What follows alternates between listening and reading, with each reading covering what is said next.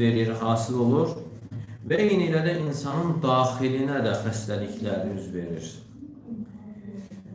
Və insanın daxili təsirləndiyi zaman zahiri də buna tabidir. Həm islah, həmçinin fəsad baxımından. Yəni insanın daxili düzələrsə, onun zahirinin düzəlməsinə səbəb olur. Əgər daxili körlanarsa, onun zahiri də körlanır.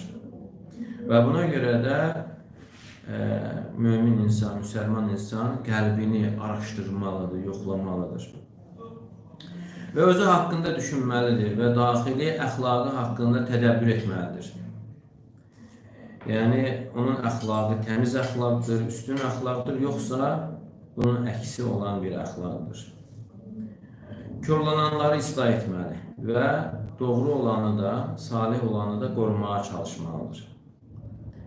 Və qəlbin məzəmmət olunan xislətindəndir ki,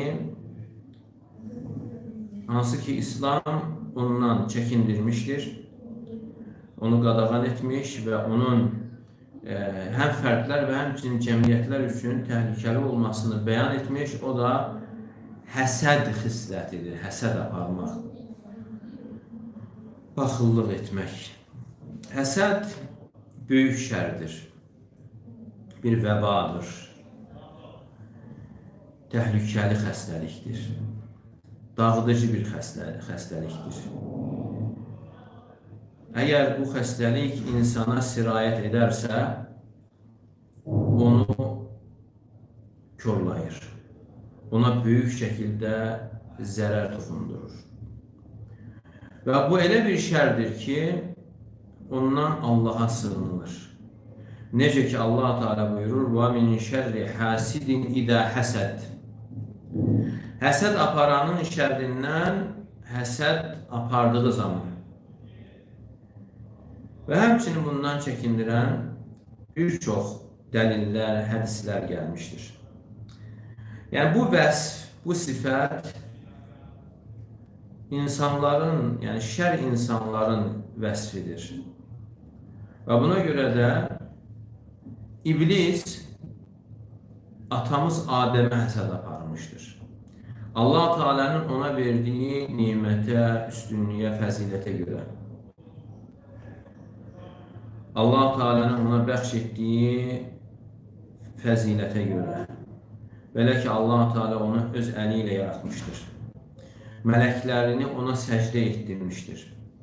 Allah Teala onu öz cənnətində sakin etmiş və hər şeyin adını Adəm Əleyhisselama öyrətmişdir. Və bunu görəndə İblis ona həsəd aparır, onun cənnətdən çıxmasına səbəb olur. Və həsəd Adəm Əleyhisselamın iki övladından birini, o bir qardaşını öldürməyə səbəb olmuşdur. Düşmənçilik və həsəd baxımından. Allah Teala buyurur: "Vatlu aleyhim nebe ebney Adem'e bil haqq. İz qarraba qurbanan fetuqbila min ahadihima ve lem yutaqabbal min el-akhar." Sen onlara Adem'in iki evladının xəbərini oxu. فَتُقُبِّلَ مِنْ أَحَدِهِمَا. Yəni onların verdiği qurbanların birisindən qəbul olunmuşdur. İkisi də qurban vermiş, birisindən qəbul olmuşdur. وَلَمْ يُتَقَبَّلْ مِنَ الْآخَرِ. Digərindən isə qəbul olunmamışdır. قَالَ لَأَقْتُلَنَّكَ. O deyir ki, mən səni öldürəcəyəm.